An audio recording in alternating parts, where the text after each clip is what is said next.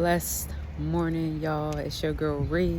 Welcome back to my channel, Transformation Academy, where y'all gonna get this work. Y'all gonna get this work. Y'all gonna get this training. Y'all gonna get everything God has given to me to transform my life.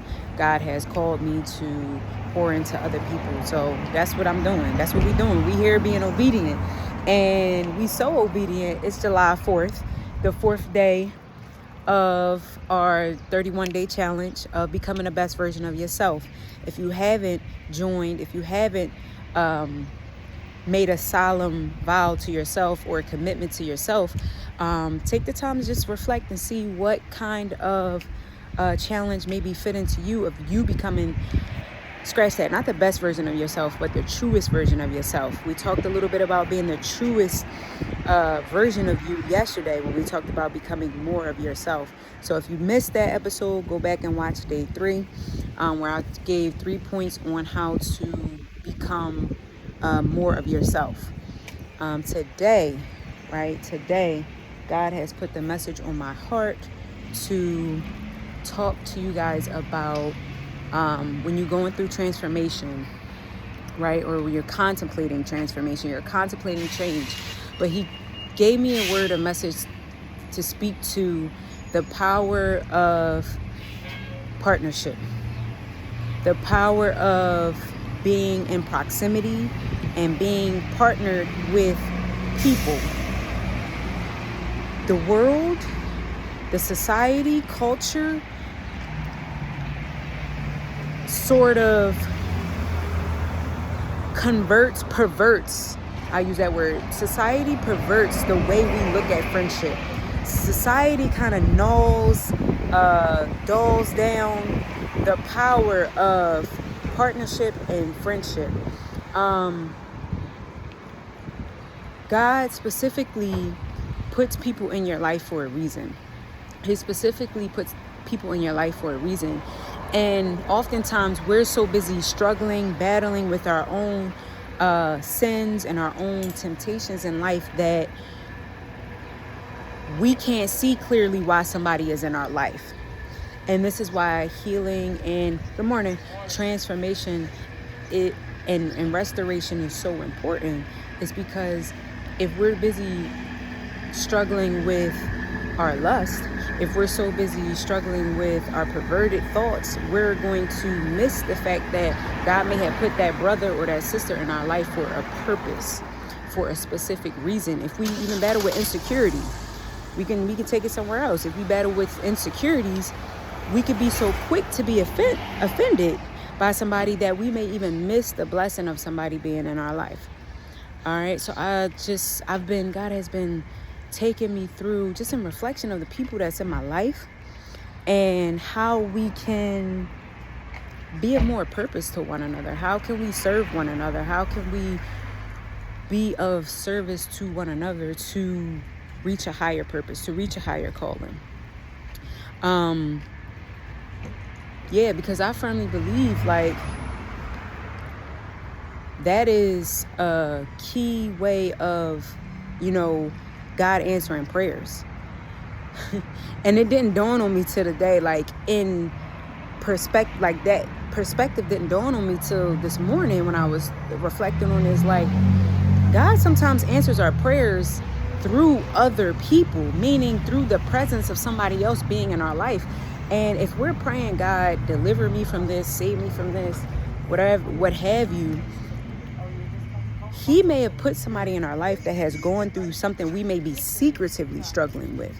So these are just some of the benefits of partnership and being in proximity and relationship with people with a purpose, with intention, other than our own struggles, other than seeing them through our own obstacles that we are overcoming. So that's just something I wanted to drop on you guys to reflect on.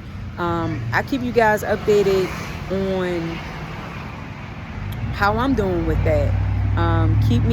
Comment below if you've may have found yourself struggling or this resonates with you somehow, because I firmly believe I'm not the only one who've been looking at people wrong. Like, I'm not the only one who's been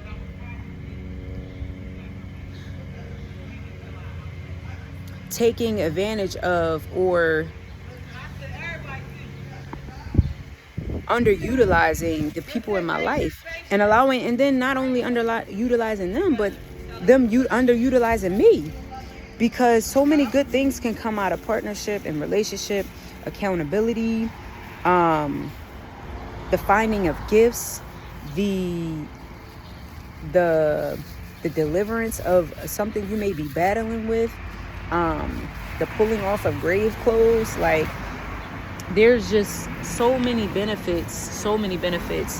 And I'll use one of my examples, and I'm pretty sure a good friend of mine, he would not mind me using it. But there's a good friend of mine, me and him are the opposite sex, and when we first met, we did not bang, we did not click, we did not we just didn't. We didn't, because there were things that, he had some strongholds, and they were tugging and triggering my strongholds.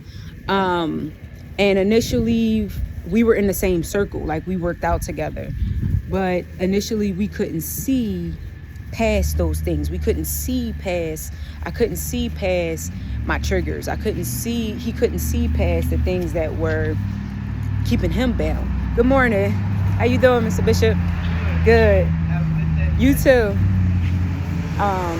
So we couldn't see past those things. So for the first few years, we ain't banged with each other, and we actually had a slight falling out where it was like we didn't speak for a few years, but we ran with the same circle, so we would run into each other frequently. But when it was probably like the third time I ran into him, and I could kind of sense that, he wasn't, he was still holding on to it. I, per se, wasn't really holding on to it. I was just like, it happened, but, like, let's move on. I was like more so focused on other things, but I could tell that it was still something he was holding on to. So God put it in my heart. He said, go apologize to that brother. Well, first I had another friend that pointed it out, was like, well, such and such feels like such and such. And I was like, no, I did not know that such and such still felt like that. So God put it in my heart to reach out to him. And I had to reach out to him several times, because it wasn't like an automatic thing. Now, I didn't feel, guilty or anything. Like, I didn't feel shameful or anything like that. But I did. Here's the key. The thing that shifted for me was, God was telling me that this is something that, I have to do, because it's not Christ-like. Like, to walk around holding on to things and grudge and things, like, God was telling me that that's not him. Even though it wasn't me. Me was like, all right, cool, you don't bang with me, cool.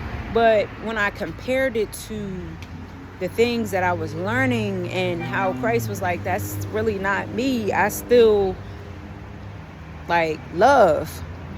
My love comes across differently. I was like, all right. So I felt convicted. That's what it was. I felt convicted, and I allowed that conviction to work in me, right? I allowed that conviction to work in me. There's a difference between the conviction and the shame.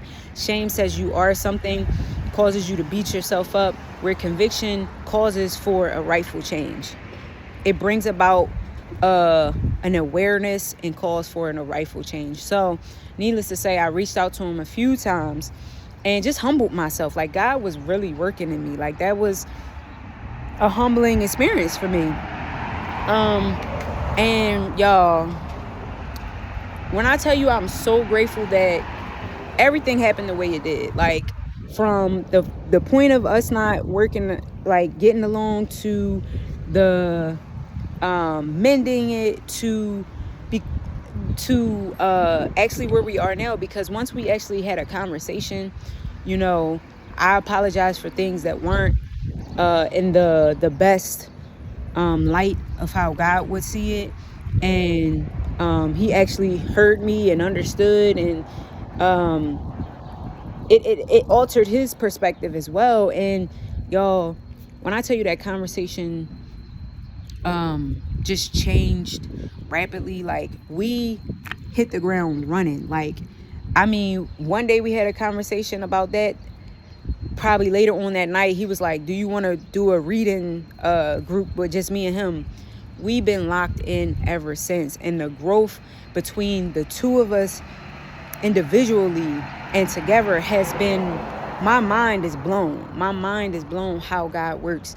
And I just wanted to share that with y'all. I wanted to share that. I probably have to do an episode with this young man because he's an amazing young man and he has a heavy calling on his life. And I know that you guys can benefit from his story, from the things he's doing, and how God is using him and working in his life. So I definitely got to get this brother on here to do something with me. But that's just a quick example of how God can use the people in your life, especially for the things that we may not see right now, or we may see that we need change in.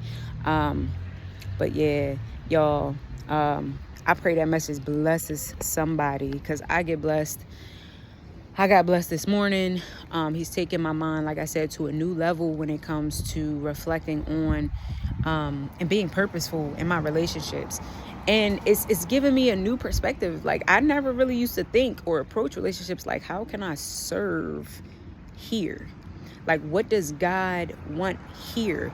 I used to approach relationships from an insecure state of mind of like codependency, them helping me with regulate my emotions, and just being from a state of neediness, versus sharpening one another, edifying one another. Like I said, pulling off some of these grave clothes, deliverances, accountability, making money. Like, making money isn't a big thing, but